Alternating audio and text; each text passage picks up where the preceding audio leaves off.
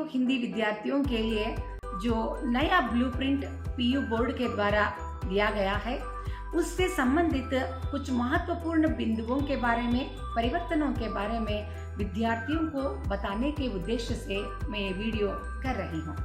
कृपया वीडियो को अंत तक देखें और जो परिवर्तन मैं बता रही हूँ उनको आप नोट कीजिएगा और उसी के तहत आप अपनी परीक्षा की तैयारी भी कर सकते हैं। तो चलिए हम ब्लूप्रिंट के हिसाब से हमारी प्रश्न पत्रिका कैसी होगी, किस प्रकार से हमें तैयारी करना है, इन सब विचारों के बारे में अब हम देखते हैं। यूं तो हम सब जानते हैं कि हमारी प्रश्न पत्रिका 80 अंकों के लिए मात्र दिया जाता है, जो बाकी बचा हुआ 20 अंक असाइनमेंट के लिए और परीक्षाओं में आए हुए अंकों के लिए निर्धारित किया गया है।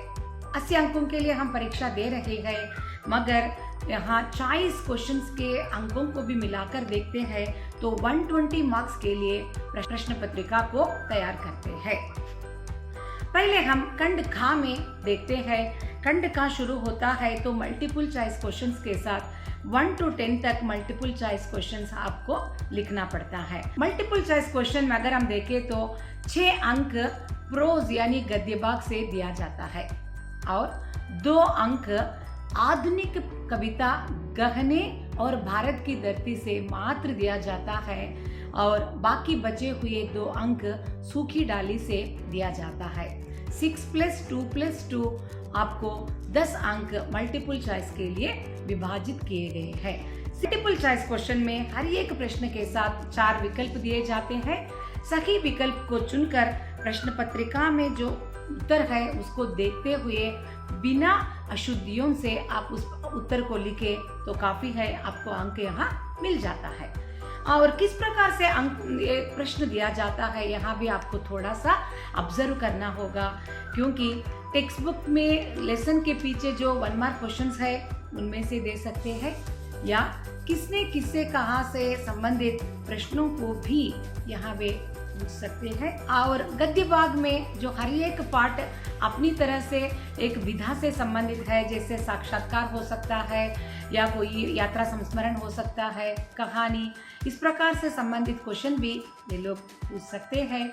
और लेखक व कवि का नाम भी वे लोग यहाँ पूछ सकते हैं। और इसके अलावा कवि परिचय से संबंधित प्रश्न बिल्कुल ही नहीं पूछते, मगर विश्वेश्वरैया के पाठ में यहाँ एक सवाल आ सकता है कि विश्वेश्वरैया जी के जन्मदिन को हम इंजीनियर्स डे के रूप में मनाते हैं। वो वाला सिर्फ एक सेंटेंस को आप यहाँ पाठ के अंतर्गत ही ले सकते हैं। मल्टीपल चॉइस क्वेश्चंस के लिए आपको तैयारी करनी होगी और आपको 1 to 10 तक मल्टीपल चॉइस दिया जाता है, वहीं से ही परीक्षा लिखना आपको शुरू करना होगा। तो आ विभाग में और उसके बाद आपको रिक्त स्थान पूर्ति कीजिए दिया जाता है। ये रिक्त स्थान कभी कभी कारक को लेकर दिया जाता है या कुछ शब्दों को लेकर रिक्त स्थान भरने के लिए कहा जाता है। तो आपको 6 विकल्प दिया जाता है, आपको सिर्फ 5 यहाँ लिखना पड़ता है। तो ये भी आसानी से आप यहाँ लिख सकते हैं और 5 out of 5 लेने के लिए बहुत ही ज़्यादा चांसेस आपको यहाँ है। और इसके बाद आपको आता है मुहावरों को अर्थ के साथ जोड़कर लिखना। इस विभाग में आपको 5 मुहावरों को उत्तर लिखना होगा, मगर यहाँ उत्तरों में एक अधिक वे देते हैं, 6 आंसर्स देते हैं, उनमें से 5 आप सही उत्तर चुनकर का उत्तर उसके साथ लिखकर दिखाना होगा, तभी आपको 5 out of 5 मार्क्स मिल सकते हैं। यहाँ तक खंड खा में कुल मिलाकर 16 अंक हमको मिलने वाला है। अब हम खंड खा के बारे में बात करेंगे। खंड खा शुरू होता है तो प्रोज में से जो 3 अंक वाले प्रश्नों से यहाँ आपको 4 विकल्प दिए जाते हैं, उनमें से 2 लिखना है। 2 क्वेश्चंस पर 3 मार्क्स, 2 into 3 6 मार्क्स के लिए आपको यहाँ उत्तर लिखना है। और यहाँ थोड़ा सा आपको सावधानी बरतनी होगी कि सिर्फ पाठ के पीछे जो 3 मार्क्स क्वेश्चंस है उन्हीं में से दिया जाता है, ऐसा कोई नियम नहीं है। पाठ के अंतर्गत जो भी क्वेश्चन वे लोग दे रहे हैं तो तो आपको उनके लिए भी तैयारी करनी होगी।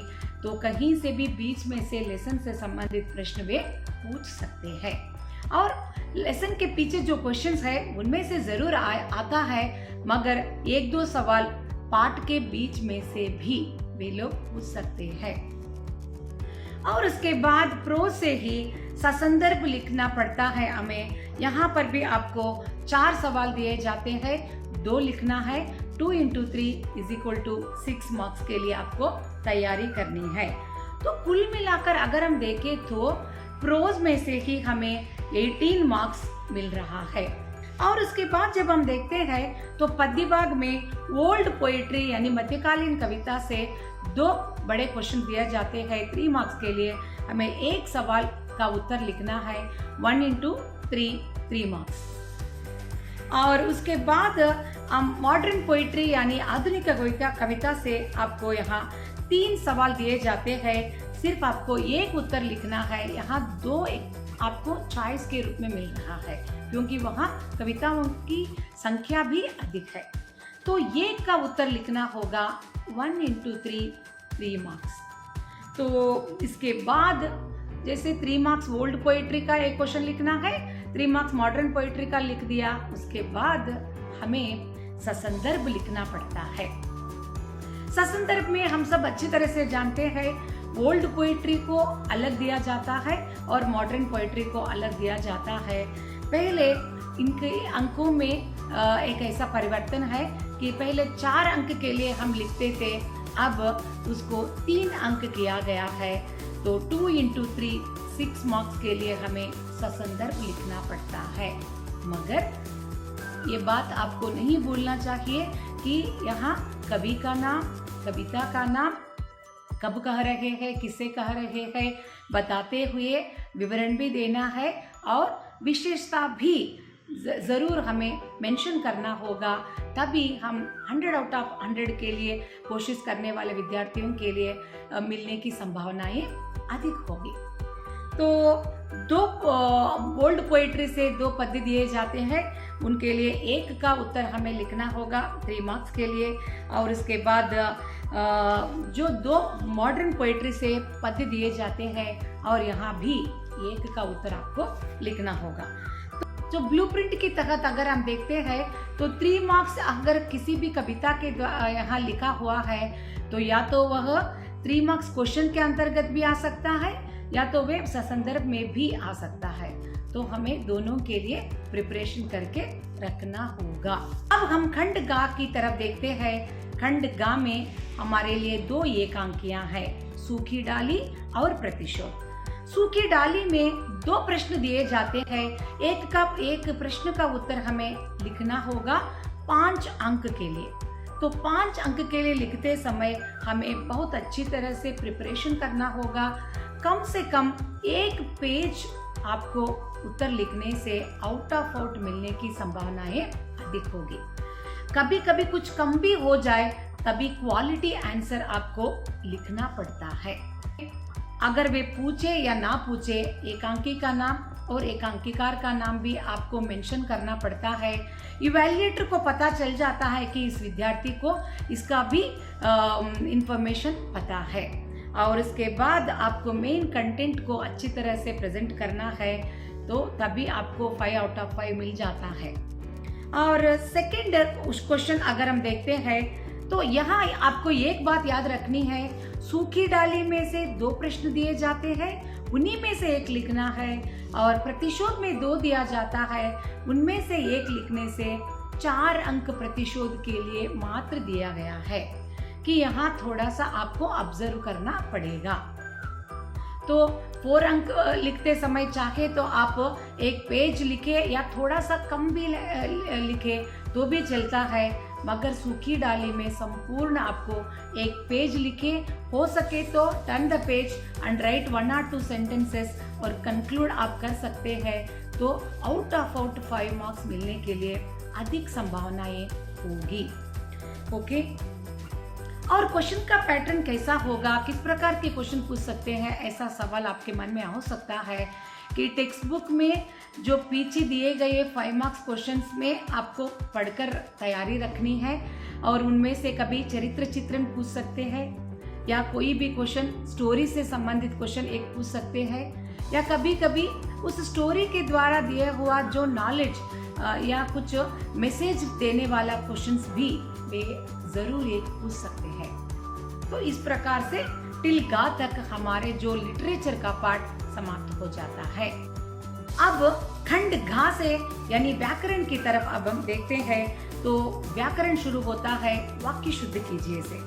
वाक्य शुद्ध कीजिए में 3 सवाल दिए जाते हैं, उनको आपको शुद्ध करके संपूर्ण वाक्य लिखना होगा। अगर आप सिर्फ अशुद्धि को मात्र लिखते हैं तो अंक नहीं मिलते हैं। तो संपूर्ण वाक्य को शुद्ध रूप करके आपको लिखकर दिखाना होगा।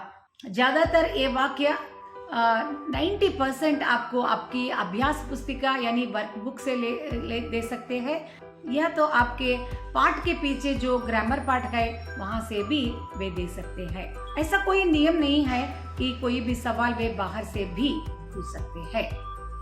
अब हम देखते हैं सूचना अनुसार के बदलिए में 3 वाक्य दिए जाते हैं। भूतकाल, वर्तमान काल और भविष्यत काल को लेकर हमें उनको अच्छी तरह से सूचना के अनुसार बदलना होगा। 3 मार्क्स इसके लिए अलॉट किया गया है। और उसके बाद हमारे लिए अन्य लिंग रूप आता है। तो 3 शब्दों को दिया गया है और उनका उत्तर हमें अन्य लिंग रूप के जो उत्तर के साथ लिखकर हम 3 आउट ऑफ 3 मार्क्स भी यहाँ ले सकते हैं। और इसके बाद अगर हम देखते हैं तो अनेक शब्दों के लिए एक शब्द यहाँ जो हमारे अभ्यास पुस्तिका में दिए गए हैं उनको आप अच्छी तरह से पढ़कर तैयार रखिए और उनमें से 90% और 98% उन्हीं में से आता है। तो आप आसानी से इनका उत्तर भी यहाँ लिख सकते हैं 3 अंकों के लिए। उसके बाद जब हम देखते हैं तो उपसर्ग दिया जाता है। तो आपको एक शब्द दिया गया है और उनके साथ उपसर्ग जोड़कर नया शब्द आपको फ्रेम करके दिखाना है। सिर्फ उपसर्ग आप लिखकर दिखाते हैं तो आपको अंक नहीं मिलने वाला है। तो शब्द के साथ उपसर्ग जोड़कर संपूर्ण शब्द आप लिखकर दिखाते हैं तभी आपको फुल मार्क्स यहाँ मिलता है। और उसके बाद प्रत्यय को अलग करके लिखना होगा। तो एक शब्द दिया गया है और उस शब्द के साथ जो प्रत्यय या प्रत्यय से संबंधित जो ध्वनि है आपको अलग करके दिखाने से यहाँ आपको 2 अंक मिलने वाला है। और उसके बाद हमारे लिए एक अनुच्छेद यानी एक कॉम्प्रिहेंशन दिया जाता है। एक छोटा सा अनुच्छेद, उसको आपको अच्छी तरह से पढ़ना होगा और उसके लिए आपको 4 प्रश्न दिए जाते हैं। उनका उत्तर आपको लिखने से 4 अंक मिलता है। मगर यहाँ उत्तर आपको संपूर्ण वाक्य में लिखकर दिखाना होगा। सिर्फ उत्तर आप एक वर्ड में लिख देते हैं तो शायद आपको अंक नहीं मिलेंगे। और यहाँ आपको कोई भी ग्रामर यानी व्याकरण से संबंधित कुछ खास प्रश्न नहीं पूछे जाएंगे। सिर्फ उस पैराग्राफ में जो पार्ट है उससे संबंधित प्रश्न आपको पूछे जाते हैं और उसका शीर्षक दीजिए, ऐसा कोई ऐसा सवाल भी नहीं पूछे जाते हैं। तो आसानी से आप यहाँ 4 के लिए 4 अंक प्राप्त कर सकते हैं। उसके बाद आपको निबंध लिखने के लिए कहा जाता है। या तो एक पत्र दिया जाता है, आपको या तो निबंध लिखना अच्छा लगता है तो आप निबंध लिख सकते हैं, नहीं तो आप औपचारिक या अनौपचारिक जो भी है एक पत्र दिया जाता है उसको आपको चुनकर लिखना होगा 4 अंक के लिए। तो यहाँ पर भी मैं फिर से बता देती हूँ कि आप निबंध चुनिए या पत्र चुनिए। प्रत्येक एक फ्रेश पेज में आपको शुरू करना है और उसमें एंड करना है और इतनी अच्छी तरह से उसको प्रेजेंटेशन करना भी पत्र लिखने के अंतर्गत ही आता है। तो और आउट ऑफ 4 मार्क्स ऐसा ही लिखने से ही आपको मिलेगा। तो उसके बाद अनुवाद कीजिए और यहाँ एक ही वाक्य को कन्नड़ भाषा में और अंग्रेजी भाषा में दिया जाता है। उस वाक्य को आप हिंदी में अनुवाद करके लिखना पड़ेगा, तभी आपको 3 अंक मिल जाएंगे। यहाँ 3 वाक्य दिए जाते हैं और 3 वाक्यों को अगर आप अनुवाद करते हैं तो 3 अंक यहाँ आपको मिल जाता है। ट्रांसलेशन या अनुवाद करते समय एक बात को आपको ध्यान में रखना होगा, कभी भी किसी टर्म को अगर आपको लिखना नहीं आ रहा है, कुछ उसमें दिक्कत हो रही है, तो हो सके तो आप उसको हिंदी में लिखकर आप ट्रांसलेशन कर सकते हैं। क्योंकि कुछ शब्द ऐसे हैं, कंप्यूटर, कॉलेज, कुछ ऐसे शब्द हैं जिनका प्रत्येक शब्द आपको हिंदी भाषा में पता नहीं है, तब आप ऐसा भी लिखे तो भी चलता है। अगर आप कन्नड़ भाषा पढ़ना अगर आप जानते हैं तो 2-3 कुछ टिप्स भी आपको कन्नड़ भाषा पढ़कर भी कुछ शब्द आपको वहाँ से भी प्राप्त कर सकते हैं। तो इस प्रकार से संपूर्ण पेपर की तैयारी आपको करनी पड़ेगी। जो लोग सिर्फ पास होने की तैयारी कर रहे हैं उन लोगों के लिए पास मार्क्स 24 है, जो प्रश्न पत्रिका में ही उत्तर के साथ यहाँ मौजूद है उनको लिखकर भी कोई भी विद्यार्थी पास हो सकता है। और जो विद्यार्थी 80 के लिए 80 लेना चाहता है तो अब जो मैंने इंस्ट्रक्शन दिया है उनकी तरह से तैयारी करेगा तो ज़रूर 80 के लिए 80 और 100 आउट ऑफ 100 वे प्राप्त कर सकते हैं। ब्लूप्रिंट के तहत से जो 3 प्रश्न पत्रिकाएं पीयू बोर्ड के द्वारा आपको मिल रहा है उनको अच्छी तरह से एक बार लिखकर प्रैक्टिस कीजिए और उनमें जो क्वेश्चन आंसर्स है उनको देखने से आपको एक आइडिया मिल जाता है कि किस प्रकार के प्रश्न वे पूछ रहे हैं। तो उन तीनों को अच्छी तरह से प्रिपेयर कर रखिए और जो ग्रामर पार्ट है हमारे अभ्यास पुस्तिका में उनको प्रिपेयर करने से आसानी से आप 100 आउट ऑफ 100 इस बार प्राप्त कर सकते हैं। तो अगले वीडियो में मैं कुछ इम्पॉर्टेंट क्वेश्चंस के आप लोगों के साथ शेयर करने के लिए भी सोच रही हूँ। मैं सोचती हूँ यह वीडियो आपके लिए बहुत ही यूज़फुल होगा और आप अपने फ्रेंड्स के साथ भी इस वीडियो को शेयर कीजिए और अच्छी तरह से परीक्षाओं की तैयारी कीजिए। All the best students.